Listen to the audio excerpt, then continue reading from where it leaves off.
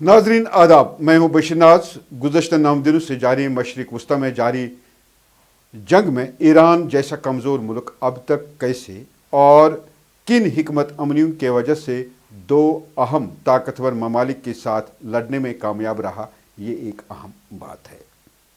नाजरीन, दुनिया की जदीद जंगों के बारे में आम ख्याल ये है कि जिस मुल्क के पास ज़्यादा ताकतवर हथियार, जदीद टेक्नोलॉजी और महंगे जंगी निज़ाम होंगे वही जंग जीतेगा। मगर हालिया मशरिक़ वस्ता की सूरत हाल ने इस तस्वुर को चैलेंज कर दिया है।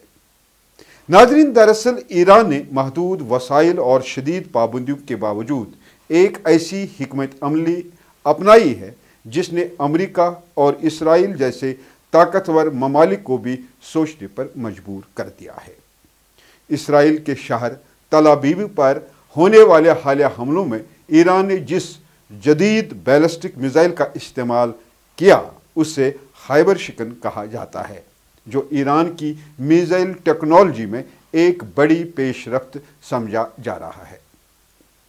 नाज़रीन, दिफाई तज्ज़ियाकारों के मुताबिक इस मिसाइल की सबसे नुमाया खुसूसियत इसकी मल्टी वॉरहेड सलाहियत है, यानी एक ही मिसाइल में 20 से 25 तक के छोटे वॉरहेड्स यानी छोटे मिसाइल मौजूद हो सकते हैं, जो हदफ के करीब पहुंचकर मुख्तलिफ सिमतों में बिखर जाते हैं और वसी इलाके में तबाही फैला सकते हैं। इसी वजह से इसे रोकना या फिजा में तबाह करना इंतहाई मुश्किल समझा जाता है, क्योंकि दिफाई निज़ाम को बैक वक्त कई अहदाफ का सामना करना पड़ता है। बाज़ मुबस्सिरीन के मुताबिक यही वो हैरान कुन टेक्नोलॉजी है जिसने अमेरिका और इसराइल के जदीद दिफाई निज़ाम को भी चैलेंज कर दिया है। कहा जा रहा है कि इस मिसाइल के इस्तेमाल ने जंग की नौयत को बदल दिया है और यही वजह है कि सख्त पाबंदियों और फौजी दबाव के बावजूद ईरान अब भी दो बड़ी ताकतों के मुकाबले में खड़ा नजर आ रहा है, क्योंकि उसने कम वसाइल के बावजूद ऐसी दिफाई और हमला आवर सलाहियतें तैयार की हैं जिनका मुकम्मल अंदाज़ा शायद मुखालिफ ताकतों को पहले से नहीं था।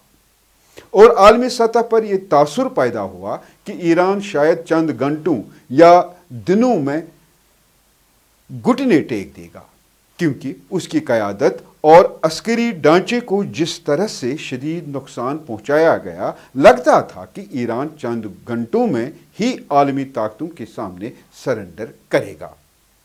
लेकिन तवक्कात के बरक्स ईरान ने न सिर्फ हथियार नहीं डाले बल्कि फौरी जवाबी कार्रवाइयाँ भी शुरू कर दी।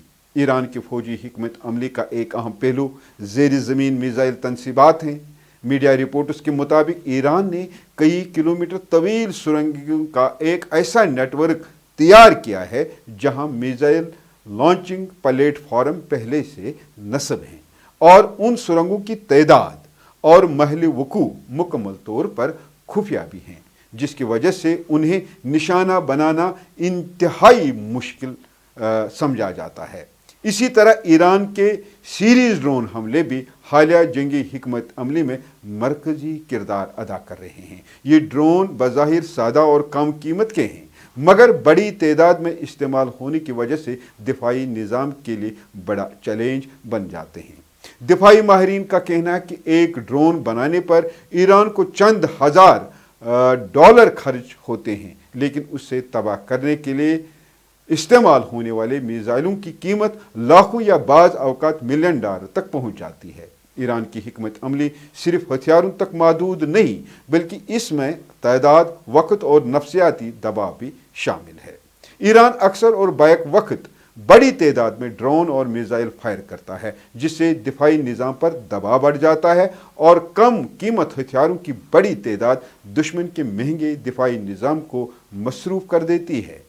दूसरी जानिब इसराइल के पास दुनिया के जदीद तरीन दिफाई निज़ामों में शुमार होने वाला आयरन ड्रोम और दीगर मिसाइल दिफाई निज़ाम मौजूद हैं, जो मुख्तलिफ बुलंदियों पर आने वाले रॉकेट और मिसाइलों को रोकने की सलाहियत रखते हैं। ताहम दिफाई माहिरीन का कहना है कि अगर मुसलसल और बड़ी तादाद में हमले जारी रहें تو کسی بھی دفاعی نظام کے وسائل محدود ہو سکتے ہیں۔ حالانکہ غیر مصدقہ خبروں کے مطابق اسرائیل کا ایئر ڈروم ناکارہ ہوا ہے۔ کہا جاتا ہے کہ عراق جنگ کے دوران ایران نے محسوس کیا تھا کہ دفاعی اور حملے دونوں کے لیے میزائل پروگرام ضروری ہے۔